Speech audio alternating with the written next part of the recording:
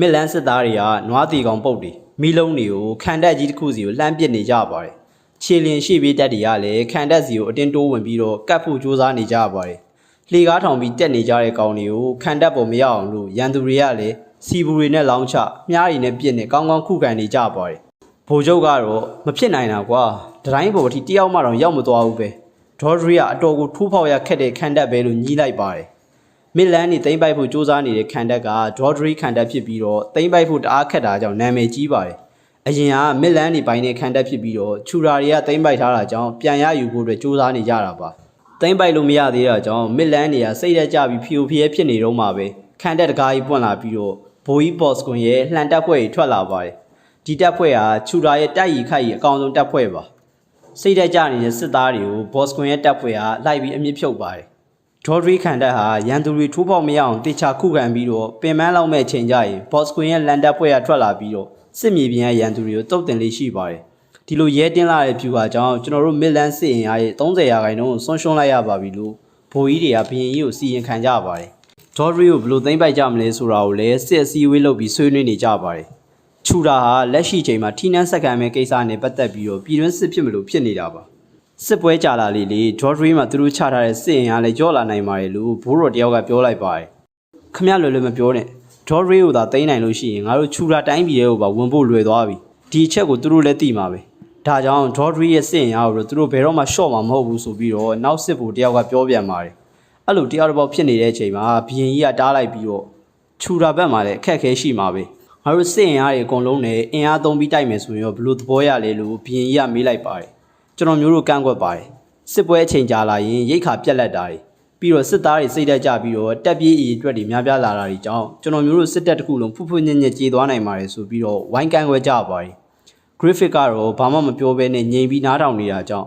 ဒီလိုအခြေအနေမှာသိန်းငတ်ဖွဲ့တော်မှာနိုင်အောင်တိုက်ခိုက်နိုင်မယ်မထင်ဘူးလို့သပင်အနီရောင်နဲ့ဘူကြီးတယောက်ကဝင်ထောက်လိုက်ပါတယ်မင်းတို့ဖွဲ့ကစွမ်းဆောင်ရည်မြင့်နေဆိုပေမဲ့ဒါကိုတော့လုံနိုင်မှာမဟုတ်ပါဘူးကွာလို့နှိမ်ဖို့လုပ်နေတော့မှာပဲအမိန့်သာပေးလိုက်ပါလို့ဂရစ်ဖစ်ကပြောလိုက်တာကြောင့်အားလုံးလန့်သွားပါတယ်ကျွန်တော်မျိုးအတွက်တော့စစ်တပ်ကြီးမလို့ပါဘူးအရှင်မင်းကြီးသာအမိန့်ပေးလိုက်မယ်ဆိုရင်ကျွန်တော်မျိုးသိန်းငတ်ဖွဲ့နဲ့ပဲနိုင်အောင်တိုက်နိုင်ပါတယ်လို့ဂရစ်ဖစ်ကတီတီငြိမ်ငြိမ်ပဲပြောလိုက်ပါတယ်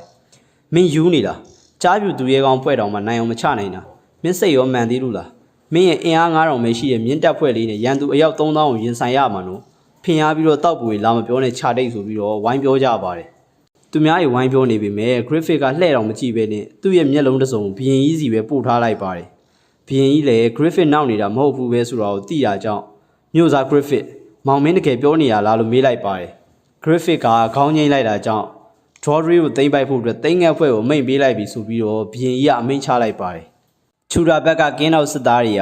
သိမ့်ငတ်ဖွဲ့ဟာအင်အား9000ရှိတဲ့မြင်းတပ်နဲ့ချီတက်လာကြောင်းသူတို့ဗိုလ်မှူးကြီးဘော့စကွန်အစီရင်ခံနေကြပါတယ်ချူရာဘရင်ကန်ကတော့ရေဘူးစန်းစိန်နဲ့အပျော်ပါလိုက်စားနေပါတယ်တေချာကြည့်မယ်ဆိုရင်ဘရင်ကန်ကမိန်းမတွေနဲ့ပျော်ပါတာမဟုတ်ပဲယောက်ျားချင်းစိတ်ဝင်စားတဲ့ဟိုမိုတယောက်ဖြစ်နေတာကိုတွေ့ရမှာပါဘော့စကွန်သိန်းငတ်ဖြူဂရစ်ဖစ်ကိုမတတ်မိစေနဲ့ငါစီကိုအရှင်လက်လက်ဖမ်းခေါ်လာခဲ့လို့ဘရင်ကြီးကပြောတော့ဘော့စကွန်ကလည်းတတ်မှဖြစ်မှာပါရှင်မင်းဆိုပြီးတော့ complain ပြန်တက်ပါတယ်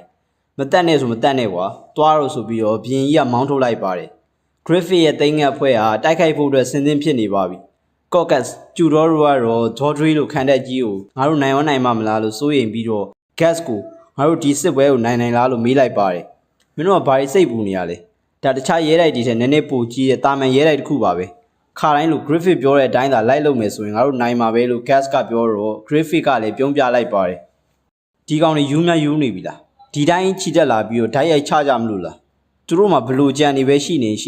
ဒီအင်အားလောက်နေတော့ငါတို့ကိုနိုင်ယူနိုင်မှာမဟုတ်ဘူ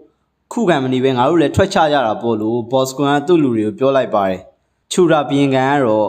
ဂရစ်ဖစ်မင်းကငါစောင့်နေခဲ့တာကွာဆိုပြီးရည်ရွက်လိုက်ပါတယ်အဲ့အချိန်မှာချူရာစစ်သားတွေကသူတို့ရဲ့ဘူကြီးအာဒရွန်ဘေးမတီရန်မခပဲပြန်လာလို့ပြောနေပါတယ်တေချာကြည့်မယ်ဆိုရင်အာဒရွန်ဓာတ်ထောက်ပြီးတော့သိငတ်ဖွဲ့ဝင်နေနဲ့ကတ်စကာတို့ကအယောင်ဆောင်ပြီးလိုက်လာတာကိုတွေ့ရမှာပါဂရစ်ဖစ်ကသူ့ယုံကြည်အားထားရဆုံးဂတ်စ်ကိုစလိုက်ကြတော့မလားလို့တိုင်ပင်လိုက်ပြီးတော့ဂတ်စ်ကလည်းစော်ကြမယ်ဆိုတဲ့ဒိတ်ပဲနဲ့ဓာတ်ထုတ်လိုက်ပါတယ်မင်းတို့ရဲ့လက်နက်တွေကိုထုတ်လိုက်တော့ရှေ့ပြေးတက်တွေချီတက်မယ်ဟေ့ဆိုပြီးတော့ဓာတ်ကိုစီနဲ့တိုက်ပွဲကိုစဖွင့်လိုက်ကြပါပြီခင်းထောက်စစ်သားရောက်လာပြီးတော့ဂရစ်ဖစ်ဦးဆောင်တဲ့အင်အား2000လောက်ရှိတဲ့ရှေ့ပြေးတက်ကစပြီးချီတက်လာနေပါပြီလို့ဘော့စကွန်အစီရင်ခံလိုက်ပါတယ်ဒီကောင်ကသူ့တက်ဖွဲ့သေးသေးလေးကိုနှစ်ဖွဲ့ထက်ခွဲနေသေးရလား စောက်ယူပဲရှေ့ပြေးတက်တွေချီတက်ပြီးတော့ရန်သူရဲ့ပထမဆုံးတိုက်ခိုက်မှုကိုခြေဖြတ်ကြလို့ boss ကွန်ကအမိန့်ပေးလိုက်ပါတယ်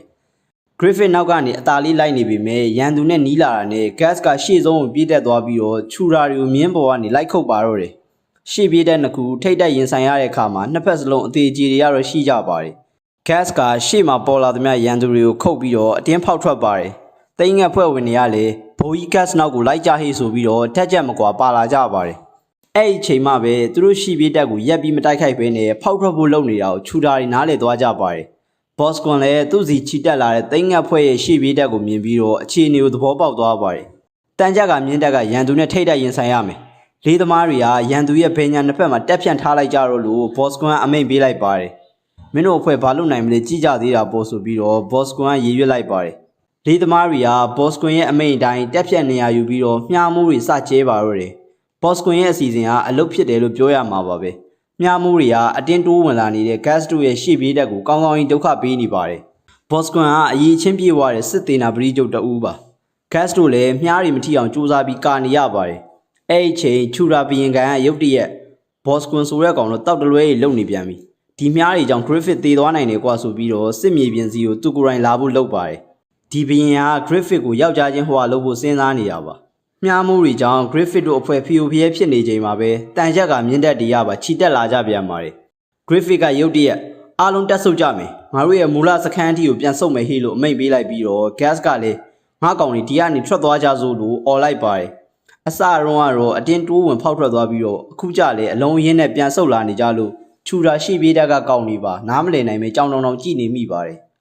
လက်တရမ်းနဲ့ဘဲတပွေကချူရာစစ်သားတယောက်ကိုတော့အပြင်းပြေရွှိုက်သွားလိုက်ပါသေးတယ်အစကတော့ဖင်ရပြီးလူနည်းနည်းလေးနဲ့ခြိတက်လာကြပြီအခုကျတော့ထွက်ပြေးတယ်တဲ့လားပြိုင်ဘက်ကင်းနဲ့တိတ်ငက်ဖွဲ့ဆိုတာဒါလားလို့ boss ကွန်ကသူ့ကိုယ်သူကျေနပ်နေပါတယ်အဲ့ဒီအချိန်မှာဘာလုပ်နေရလဲ boss ကွန်ဆိုတဲ့အတန်နဲ့ဘရင်ကန်ချုပ်ခံတွင်ရောက်လာပါတယ်ရန်သူတွေကထွက်ပြေးနေပြီလေဆက်တိုက်ခိုက်ရင်နိုင်ရတော့မင်းဟာကိုမင်းကအောင်ပွဲကိုလက်လွတ်ခံမလို့လားဆိုပြီးတော့ဘရင်ကန်ကောင်ကမေးလိုက်ပါတယ်မဟုတ်ပါဘူးရှင်မင်းဒါပေမဲ့ဘာလို့လုံနေနဲ့မင်းတို့အားလုံးနားထောင်ကြစမ်းရန်သူခေါင်းဆောင်ဖြစ်တဲ့အဖြူအောင်သိန်းငယ်ကြီး Griffith ကိုဖမ်းပေးနိုင်တဲ့ဘဲကောင်းအောင်မဆိုငါစုကြီးကြီးချမယ်ဒါပေမဲ့ Griffith ကိုတော့ထိခိုက်မှုမရှိအောင်ဖမ်းရမှာနော်သဘောပေါက်လားလို့ကြေညာလိုက်တာကြောင့်စစ်သားတွေလည်းစုချခံရမယ်ဆိုတော့စိတ်တက်ကြွသွားပါတယ်ဘရင်ကန်ချုပ်ကြီးဒီလိုဂရီကိုလွယ်လွယ်ပေးလိုက်ရင်တပ်သားတွေကိုထိန်းချုပ်ရခတ်သွားစီပါလိမ့်မယ်လို့ boss ကွန်ကတေချာရှင်းပြပြီးမဲ့ဆုံးအောင်တော့နားမထောင်မဲနဲ့ဗိုလ်ချုပ် boss ကွန်မင်းအပင်ပန်းခံပေးခဲ့တာကိုငါကျေးဇူးတင်ပါတယ်ဒါပေမဲ့ခုကစပြီးငါပဲကြီးကြပ်တော့မယ်မင်းရဲ့လှန်ကင်တပ်ဖွဲ့ကြီးအပြာရောင်ဝေလငါအဖွဲ့ဝန်ပလွေများအဖွဲ့နဲ့ငါရဲ့ကိုပိုင်မွေတက်တွေအားလုံးပူးပေါင်းပြီးတော့ Griffith ကိုဖမ်းဆီးဖို့အတွက်ရန်သူစစ်သားတွေကိုပြင်းပြင်းထန်ထန်နဲ့နောက်ကနေလိုက်တိုက်ခိုက်ရမယ်လို့တောက်အထိပ်ပဲမရှိတနာယူပြီးတော့တစွတ်ထိုးအမိန့်ကိုပေးလိုက်ပါတယ်ဒါဆိုခန်းစစ်ပိုင်းကိုရောဘယ်လိုလုပ်ကြမလဲလို့လက်ထောက်ဖြစ်သူက boss ကွန်ကအသာကတ်မေးလိုက်ပါတယ် boss ကွန်ကဒီအမိန့်အထိပ်ပဲမရှိတာကြောင့်ဘယ်လိုလုပ်ရမလဲစဉ်းစားနေချိန်မှာပဲ boss ကွန်မင်းငါအမိန့်ကိုမကြောက်ဘူးလားတောက်ကျူမဆိုင်တာလားလို့ထပ်ဖြဲပြန်ပါတယ်ငါတို့မှတော့ရွေးချယ်စရာမရှိတော့ဘူးဒါပေမဲ့မင်း Griffith ကိုလုံးဝမဖမ်းနဲ့တက်တာတက်ပြစ်ဆိုပြီးတော့ boss ကွန်ကသူ့လက်ထောက်ကိုတိုးတိုးလေးအမိန့်ပေးလိုက်ပါတယ်ရွေးချယ်စရာမရှိတော့တာကြောင့်ရန်သူတွေနောက်ကိုငါတို့စလိုက်ကြမယ်ဟေ့ဆိုပြီးတော့ boss ကွန်ကသူ့လူတွေကိုအမိန့်ပေးလိုက်ပါတယ်ဒီနေ့ကျွန်တော်တခုပြောချင်တာကဘတ်ဆကလုံးဝကလေးတွေကြီးလို့ရတဲ့ series မျိုးမဟုတ်ပါဘူးတော်ရုံတိုင်းအောင်ဆိုကျွန်တော်လည်းမပြောပါဘူးဒါပေမဲ့ဒါကတော်တော်လေးကို dark ဖြစ်တဲ့အခန်းတွေစကားသုံးလုံးတွေပါနေတာကြောင့်မကြည့်စေချင်တာပါ